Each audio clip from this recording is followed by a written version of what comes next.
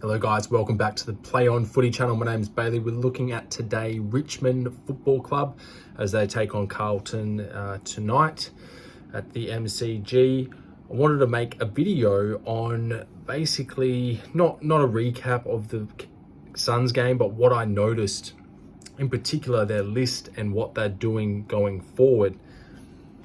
As you may or may not have known, Brendan Gale, it's the end of his era. He'll be stepping aside from the CEO position in about 6 months' time, potentially moving to be the new CEO of the Tasmanian football team in 2025.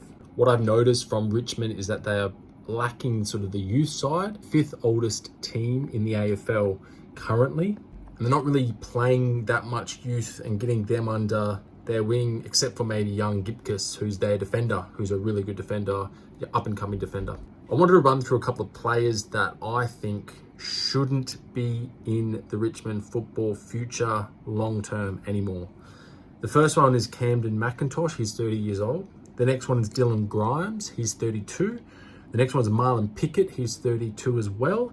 And the next one's Jacob Kazitsky, he is 23, but he struggled getting a game at Hawks, and I just don't understand where he sits in the team going forward, as they've now got Tom Lynch come back in the team. The next one is Sam Naismith. Again, he's another one which I don't understand why they've picked him. They've got young Ryan Sampson, and they've picked Sam Naismith, who's done a couple ACLs, and he's 31. The next one's Nathan Broad, he's 30 years old. And so the lead up to the game for tonight against Carlton is that they've omitted Sam Naismith, Sam Banks, Jacob Kazitsky, and Samson Ryan, the young ruckman. Yet they keep persisting with McIntosh, Grimes, Pickett, and Broad. So I'm making this video because I'm not in any way, shape or form a Richmond supporter. I just want to bring to attention to my audience that they should be focusing on playing the youth. And as I said, Richmond are the fifth oldest. That leaves Geelong's second oldest football team, as well as Collingwood number 1 currently. And then at the bottom end of the order, as you can imagine, North and West Coast are the youngest AFL side.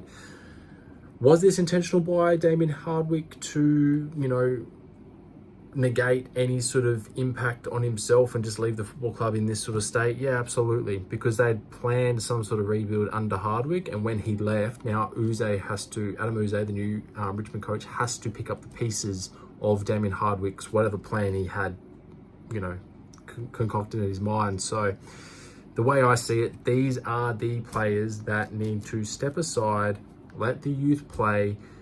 For example, Naismith, I don't understand. He couldn't even get a game at Hawks. I mean, he played, I think it was 12 games last year for Hawks. And another Hawks recruit is Jacob Kazitsky, who wasn't influential at Hawks at all. So, I think there was just a bad couple of trades there. And the amount that they had to give away for Hopper and Taranto, they could have got Daniel Curtin and another one as well, which would have been really, really beneficial down back, because, I mean, as soon as McIntosh, Grimes and Broad go, they're pretty vulnerable there. And what sort of youth are they bringing through? So, I mean, the Richmond backs have been influential in the dynasty, 2017 all the way up to 2020. And it's just, I think, time to move forward and look beyond that now.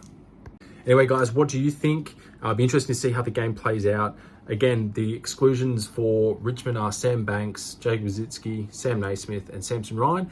And ins are Dustin Martin, Tom Lynch, Toby Nankervis, the Nank Tank, and Ryan Mansell. So very interesting. Going to be a very good game now that they've got those inclusions, a bit more sort of, influential, players that can actually impact on the game. I think it's going to be a real good, tight contest.